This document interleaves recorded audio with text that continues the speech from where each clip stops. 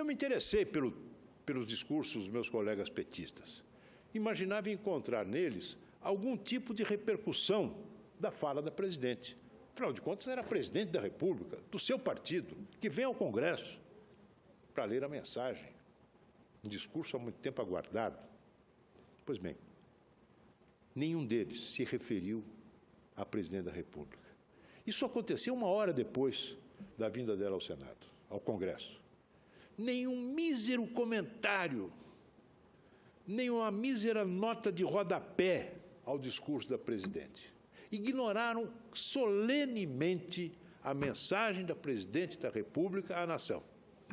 E se dedicaram a quê? A defender o presidente Lula da suposta tramóia das elites, da mídia conservadora contra a liderança desse homem extraordinário que é o presidente Lula. Essa é a versão que o PT dá aos dissabores por que passa o presidente Lula neste momento, em consequência daquilo que ele fez. Está colhendo o que plantou. Não sei qual é a colheita do sítio, mas na sua vida pública plantou determinadas coisas que vão ser agora objeto de indagação, de investigação, e tudo indica que a situação dele vai se agravar, à medida que essa Operação Lava Jato, que é um verdadeiro trem a 300 km por hora, prossiga, e é bom que prossiga. Não adianta mudar o ministro da Justiça, achando que um novo ministro da Justiça poderá encabrestar a Polícia Federal. Essa é a principal, aliás, recriminação que faziam a maioria dos petistas. Quando eu digo maioria, porque eu vejo pessoas corretas, decentes, como aqui o meu colega Paulo Paim, que está aqui no plenário, que jamais fizeram esse tipo de acusação ao ministro da Justiça. Mas era voz corrente que o PT considerava que o ministro da Justiça estava em falta para com eles porque não tinha colocado o freio na Polícia Federal. A Polícia Federal estava correndo solta. Pois bem, isso motivou os discursos caudalosos dos meus colegas naquela tarde. Nenhuma palavra sobre a presidente Dilma. Esse episódio, presidente, que eu relato, já prefigurava o que aconteceu nesse último fim de semana. Uma festa de aniversário, 36 anos do PT. Triste festa. Nessa festa, senhor presidente, no meu entender, se configurou plenamente o fato de que o PT considera ser possível estar ao mesmo tempo no governo e na oposição. O que é um malabarismo que não está ao alcance nem do mais hábil dos oportunistas. Ser ao mesmo tempo governo e oposição. Estão no governo da presidente Dilma, ocupam alguns ministérios importantes, ocupam cargos nas estatais, foram indicados para dirigir fundos de pensão, manejam algumas das alavancas mais poderosas do Estado, no governo da presidente Dilma, instalados em poltronas confortáveis. Mas se reúnem no aniversário da presidente para lançar um documento que é simplesmente uma ruptura com a presidente Dilma. Um documento que eles intitularam "O futuro está na retomada do crescimento".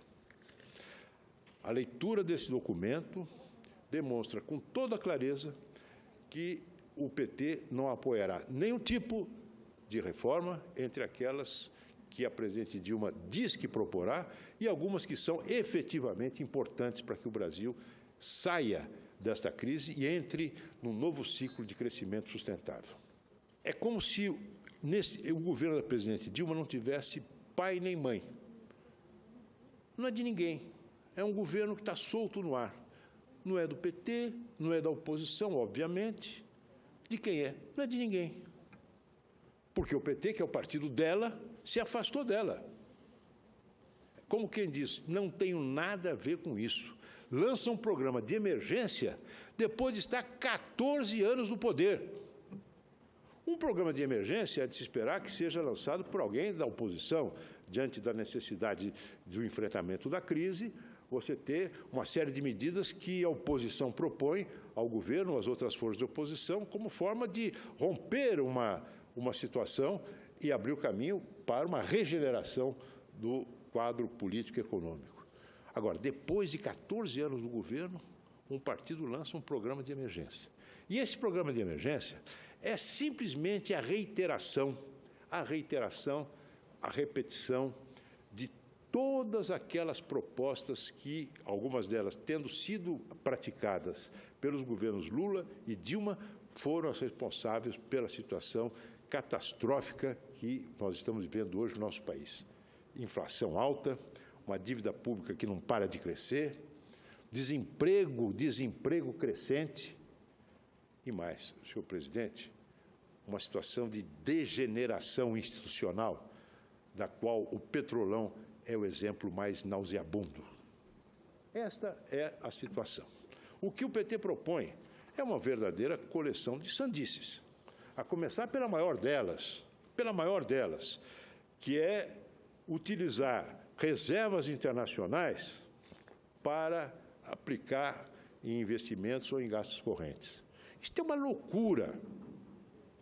Se o governo fizer isso, no estado atual de descrédito por que passa o governo brasileiro, depois de ter tido dos nossos papéis, a nossa dívida do governo e das empresas brasileiras terem sido rebaixados por 3 agências internacionais de risco, por nível especulativo, se fizerem isso, é a bancarrota no dia seguinte, é a fuga de capitais no dia seguinte, é realmente o fundo do poço, sem alçapão embaixo. E eles propõem isso numa reunião que tem áreas de congresso, ao lado do presidente Lula, das figuras mais representativas do partido. É algo inteiramente fora de propósito, de tal modo se aproxima da caricatura, porque eu não posso acreditar que isso seja levado a sério por quem se dedique a examinar as situações reais da economia brasileira e da economia internacional. Senhor presidente, eu penso que, no fundo, o PT não acredita nisso. O que eles estão querendo é uma bandeira para agitarem na oposição. Sabem que o ciclo deles está encerrado, que não tem mais nada de novo a propor ao Brasil. Mais nada de novo. Sabem que as pessoas hoje estão descrentes. Sabem que esta mistura de incompetência, de corrupção, levou a um estado de profunda aversão por eles. Ninguém mais acredita nessa cantilena. Eles estão se preparando para ser oposição ao próximo governo, que não há dúvida, senhor presidente, será um governo de forças que se opõem ao governo atual. Chegou a hora, está chegando a hora da mudança, a hora da transição, que poderá acontecer pelo impeachment da presidente Dilma, por uma decisão do Tribunal Superior Eleitoral ou pelas eleições de 2018.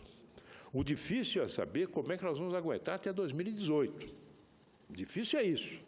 Do ponto de vista da oposição, nós não faremos nada para agravar a situação. A intenção desse governo usar as reservas cambiais que nós temos hoje, na ordem de 370 bilhões de reais, para fazer face a despesas discricionárias, despesas operacionais deste governo. Se você respeita, eu vou ler, é um item. Por favor. É o item 2, por favor, senador. De um conjunto de 16 propostas. Utilização de parte das reservas internacionais para um Fundo Nacional de Desenvolvimento e Emprego destinado a obras de infraestrutura, saneamento, habitação, com destaque para ampliação do programa Minha Casa, Minha Vida. Esse aí, usar de reserva internacional. Você quer trazer investimento em infraestrutura? Tem regras claras para investidores do setor privado que poderão vir investir em obras de infraestrutura, rodovias, hidrovias, portos, estradas, até mesmo de saneamento básico, desde que seja garantido a eles regras de funcionamento estáveis da economia brasileira. Um governo que inspire confiança, exatamente ao contrário desse aqui. Agora, se usarem as reservas internacionais, eu não tenho dúvida, é a bancarrota imediata.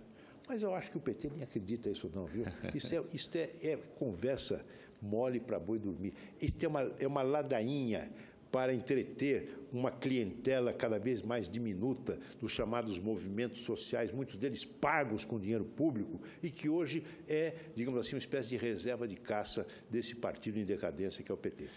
Espero que Vossa Excelência esteja correto nessa afirmação de que isso que o governo está falando, de usar essas reservas, seja simplesmente um blefe. Não, é o PT, não é o governo. Pois é, o PT. É uma forma do PT dizer, eu não tenho nada com o governo Dilma. Que já deixou a presidente Dilma para trás. Eles se esquecem que, aos olhos dos brasileiros, e porque é assim na realidade, Lula, Dilma e PT são a mesma coisa. Mas o Lula, ele, na verdade, ele deixa os companheiros dele para trás. Eu só espero que ele não deixe a esposa dele, a dona Marisa, não é?